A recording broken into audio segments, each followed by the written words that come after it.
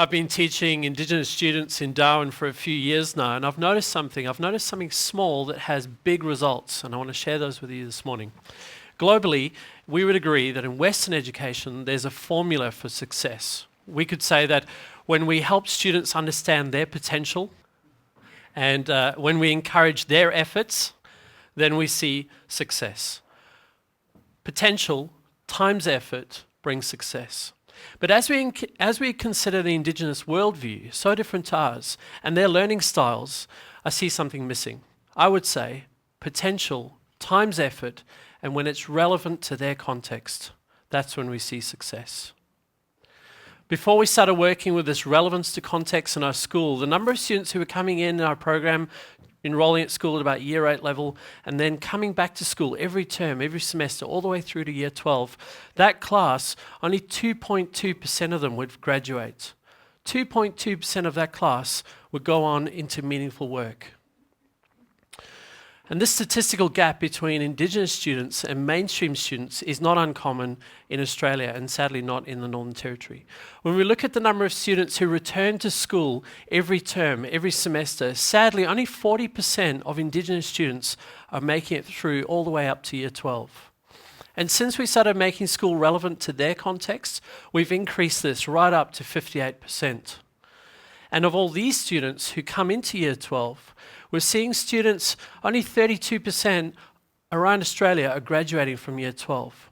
And 6 years of data shows us that we've brought this up consistently to over 96%.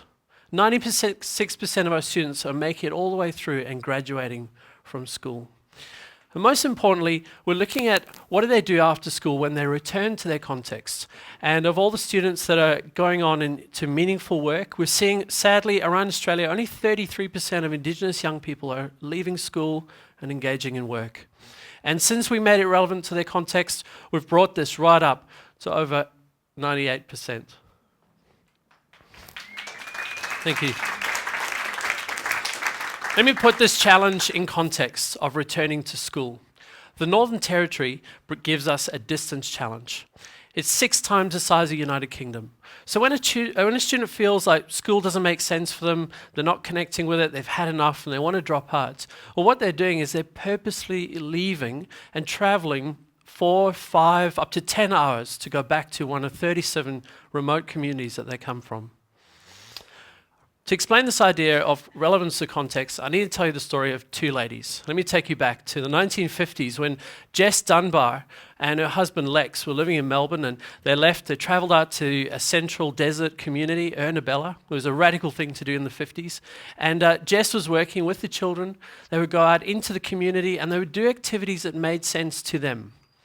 And then they would go back into the classroom and they would look at the numeracy and literacy aspects of what they've done in everyday life. And the second lady is Marilyn Huddleston. Marilyn and her husband Paul, they left Melbourne in the 1970s. They went up to Arnhem Land, out onto Elcho Island, and then returned there in the early 2000s. And Marilyn was a principal of a school up on her homeland. It was about as far north as you can go from Melbourne before you leave Australia. And what she's doing is working with the local elders, taking the children out into the community, playing, as Matt's referred to, going out and doing traditional activities, basket weaving, hunting, fishing, singing songs, and then going back in the class and looking at the numeracy and literacy aspects that are embedded in each one of those activities that make sense to them. My story is that I was born in Scotland, and I moved to South Africa as a child with my family. Having not grown up there with the local hang-ups, there were some things going on there politically that we didn't quite understand. Working in South Africa is very cross-cultural. You might need to change the way you speak to people and the way you work with people depending on who you work with throughout the day. And when we look at the difference between Australia and South Africa in education, clearly working with Indigenous people in schools here, purely by population size, it's in the minority here. And it's the sense of justice that I had in South Africa that gave me the desire to come in and work with Indigenous kids and give them a voice in the school and to be heard. So in 2005, I was living in Melbourne, and I got to leave and travel out to Arnhem Land, up onto Elcho Island, and I met my beautiful wife, and I was fortunate enough to marry the daughter and granddaughter of these 2 ladies. And I was working in the school and I was seeing lots of students leave, dropping out in senior school. It's heartbreaking. And I began to wonder, when I saw this picture, I thought, why is it that we treat all students fairly? Why do we assess them all in the exact same activities and we have the same expectations on every child? So I began to wonder, what if we could simply make schooling relevant to every kid in the class? What if we could design activities that made sense to their real life? What if we could change the way we view success to be in line with their desired outcomes? So it takes a change. And I want to talk to you about some of the things that we did. Firstly, we had to move from being teacher-directed. So as they come into year 11 and 12, I work in senior school, and they're doing their 2-year program to do the certificate. We put teaching on the shelf. We start a 3-week induction period. They get to know us. They get to know where we're from, about my family and what I like and what I'm hoping to do in the next 2 years. And I get to know them, where they're from, which community are they from, what's it like back home, what are their traditional expectations on them when they go back, what's their family hoping that they'll do. Realistically, what job opportunities are they facing? And this conversation starts up for us better case management. We sit with every kid for 2 years, right through the whole 2 years, and we find out how's school going for them. What can we do better to support them? Where are they going? Have they made any change in their thinking? What's their family saying? And then we looked at the maths and the English. And we decided that we needed to contextualize the learning in the classroom. So every activity in maths and English now is relevant to every child. These children go out and they do work placements. They're doing vocational training, perhaps up to 3 days a week. They're doing apprenticeships, and then they come back in and they do their subject learning with us. And as we look at the maths and the English, it needs to make sense to the healthcare worker, or the construction child, or the mechanic, or the finance officer. Every industry in the class takes every activity, and they're able to understand how they can use this in their job and in their community when they leave. And we looked at the number of students who were graduating year 12 and then weren't getting work afterwards. Straight away, in that December-January period, they were drifting. So we forged stronger partnerships. We started working with third parties, and now what we do is we welcome them into year 11 and 12 with an aim to land them up in the opportunities that they want after school. So they now have the opportunity to go back to their communities. They're doing work placements in their own language. That's a first for us. They are starting an apprenticeship with the aim that the job that they get at the end is in their communities. And then we looked at our views of success. And we realized that we were evaluating success through a Western grid of career advice. And when we do this, we essentially are setting them up to fail our view of success.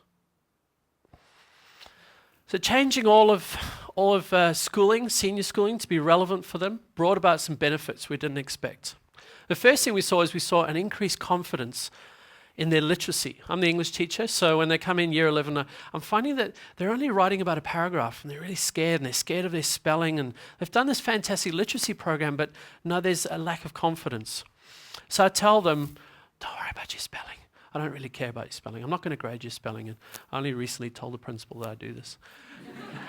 What I do, though, is I talk about the need for good spelling in your community, in your work placements. And we talk about what would happen if you handed in this piece of work and the form was incorrectly filled in and so on. What would happen? And they know the consequences. They get that. So I give them 5 tools to fix the spelling, because now you understand why you need good spelling, where you're going in your job. And all that I really want is for them to give it a go. So they start writing. And they've got knowledge already, so they start to explain that to me.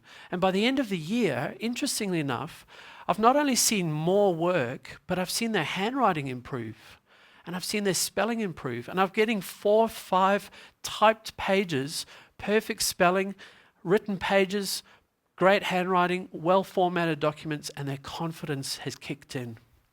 They're also confident now to lead the way for younger students. And I've seen a teacher about 2 weeks ago said to me in the holidays, she's noticed that our senior students want to be at school. They're less volatile. And this understanding of it's worth it to get your year 12 is what they're telling the younger students in our school. And we've actually got students who have signed up to do teacher aid courses this year, first time, and they're going into the younger classes and they're helping the younger children with their maths and English because they understand the reason for doing it, for their future lives.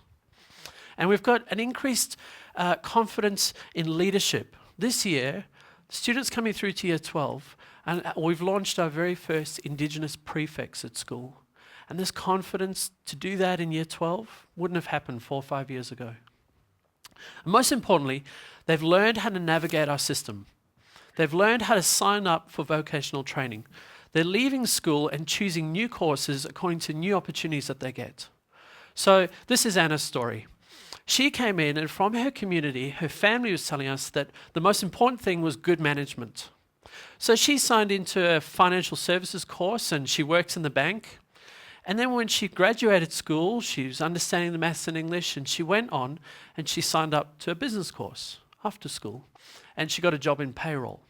Her ability to navigate the system is what earned her Apprentice of the Year. She's one of many students that's taken our statistic from 2.2 into the 90s. But it's not about numbers. I want to show you a student's experience. This is an email that I got earlier this year. Dear Chris, I was so impressed with you adapting the program so it would make sense for us. Because we are Aboriginals, we come from different backgrounds and have different culture and law. Our path is set in circles because of who we are and where we come from. The path for this year will get us towards our goals and dreams.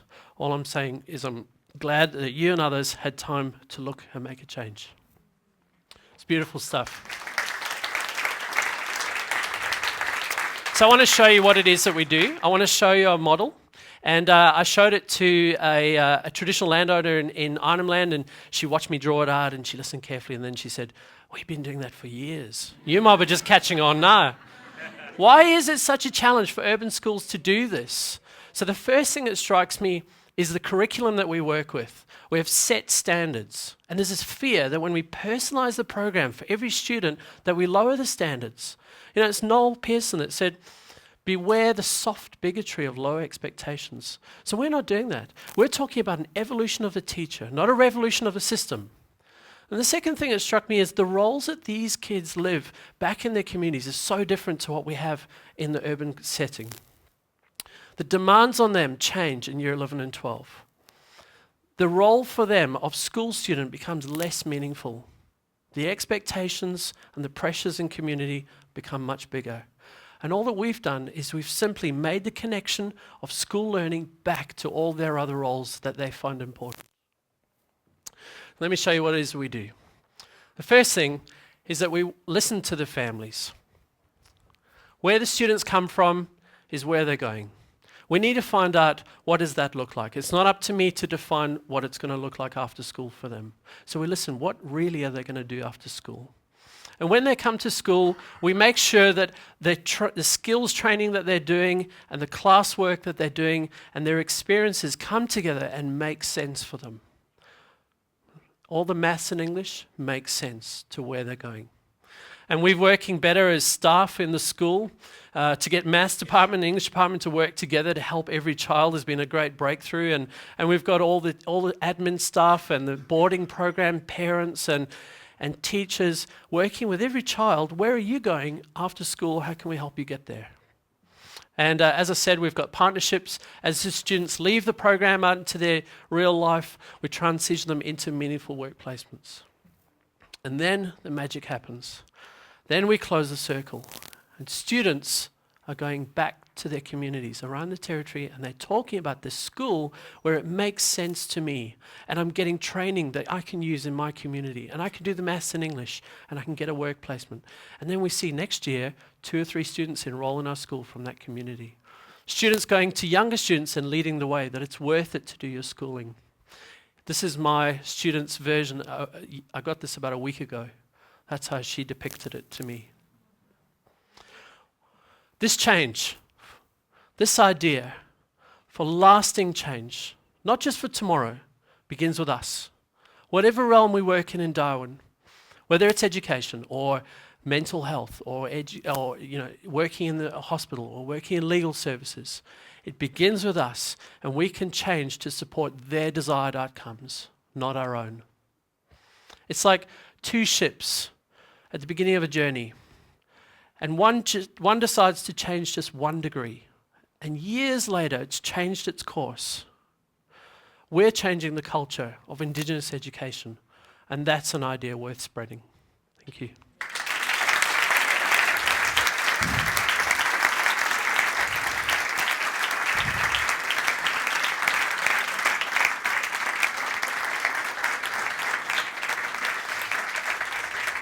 Thank you.